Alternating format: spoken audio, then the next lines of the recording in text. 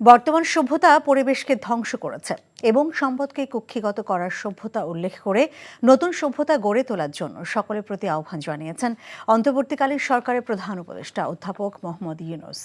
Centre for governance studies আয়োজিত বে of Bengal কনভেনশনের উদ্বোধন করতে গিয়ে তিনি এমন আহ্বান জানান। একটি ভঙ্গুর বিশ্ব প্রতিপাদ্য নিয়ে শুরু হওয়া এই কনভেনশনে দেশীয় আলোচক ছাড়াও বিশ্বের বিভিন্ন দেশ থেকে আলোচকবৃন্দ অংশ নিচ্ছেন।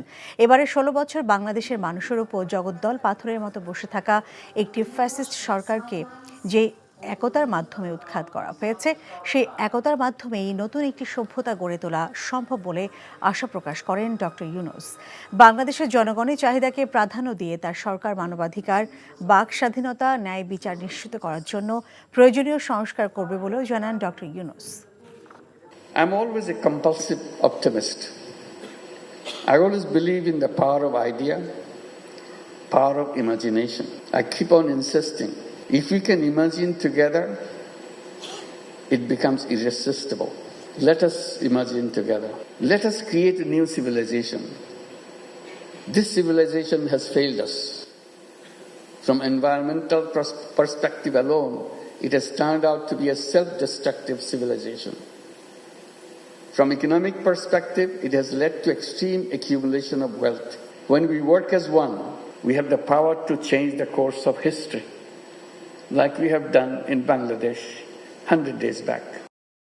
টাকা চুরির জন্য যদি আমার গলায় জুতার মালা পরাইতে হয়, তাহলে আমার শালীর সাথে প্রতারণা করার জন্য তোর ফাঁসি হবে। দুলা ভাই, আপনার তো ঘর জামাই বইলা একটা পরিচয় আছে, আমার তো তাও নাই।